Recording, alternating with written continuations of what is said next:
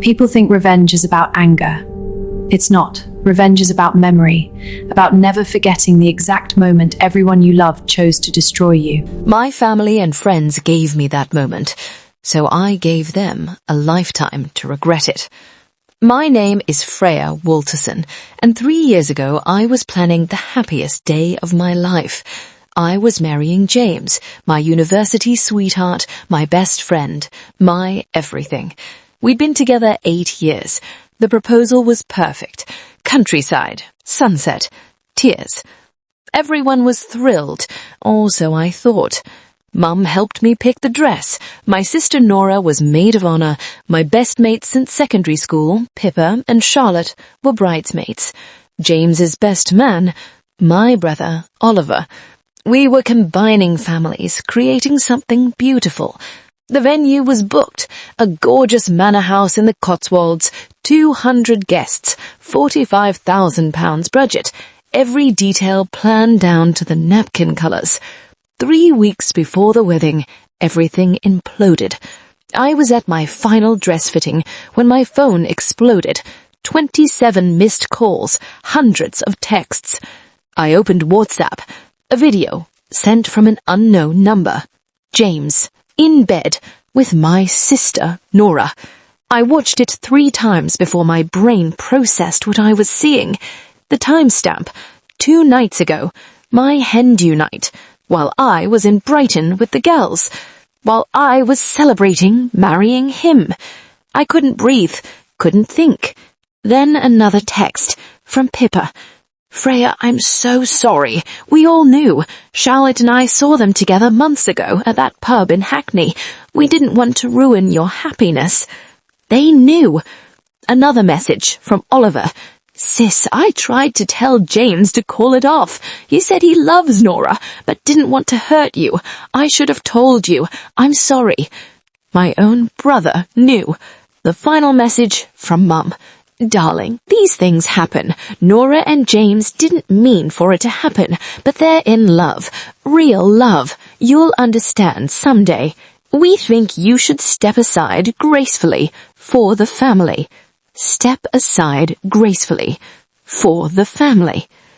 I sat in that bridal boutique in my £3,000 dress, and something inside me didn't shatter. It crystallized into something unbreakable. I cancelled the wedding, lost the deposits, £22,000 down the drain. James and Nora got together publicly 2 weeks later. Mum hosted a family reconciliation dinner and invited me to celebrate their new relationship. I didn't go. Pippa and Charlotte sent apologetic messages. We were trying to protect you. They'd protected me straight into humiliation. Oliver tried calling. Freya, I was stuck in the middle. No, he chose a side. James's side. I blocked them all, every single one. And I started building. I had £23,000 left from my wedding fund, money I'd saved for 5 years. I invested it, started a luxury event planning company, weddings specifically. I knew the industry inside out from planning my own disaster.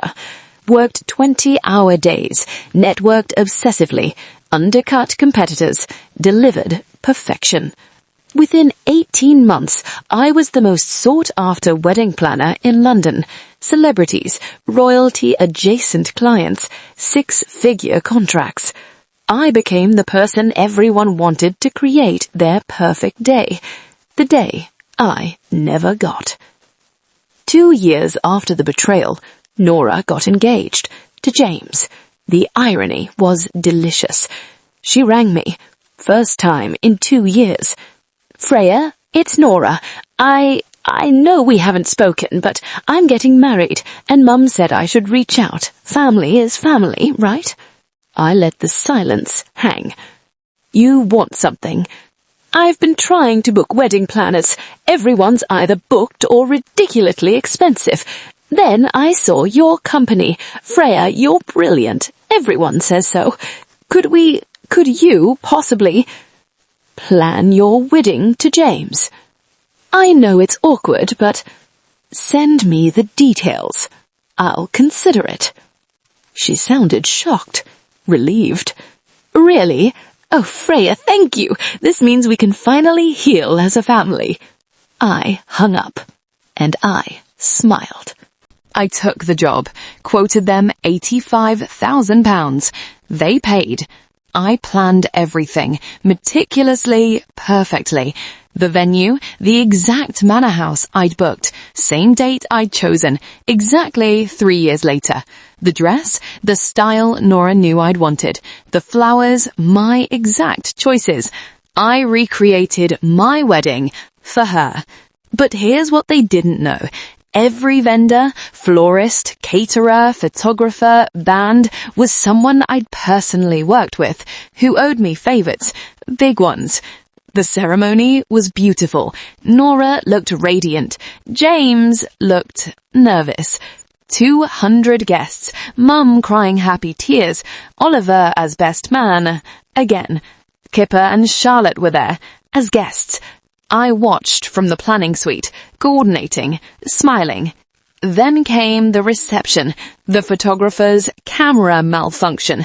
No photos of the ceremony existed. Equipment corrupted. The caterer's food poisoning outbreak. Half the guests violently ill within an hour. Health inspector mysteriously appeared. The band's no-show, stuck in traffic that didn't exist. The cake collapsed during cutting. Structural accident. But the finale? The video montage, supposed to be their love story. I'd edited in footage from the original video. James and Nora in bed, time-stamped during my hen do, projected on a 20-foot screen in front of 200 people, including both sets of parents. The room erupted, screaming, crying, chaos. Mum found me in the planning suite. "Freya, what have you done?" I stood, calm, collected. I gave them exactly what they gave me, a day they'll never forget, for all the wrong reasons. "You've destroyed your sister's wedding."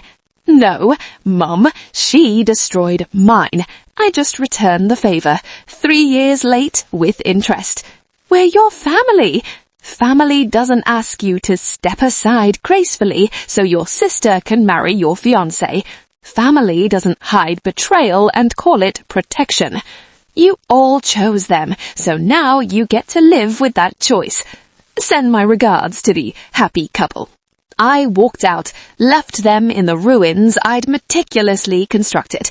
The next day, I sent them an itemized invoice, £85,000, for services rendered. All sales final, no refunds for acts of God or acts of karma. They tried to sue, but the contract was airtight. Every vendor's failure, contractually their risk, not mine. The video, technical error with the AV system. Unprovable, unactionable. They paid every penny. I donated it all to a charity for betrayed partners.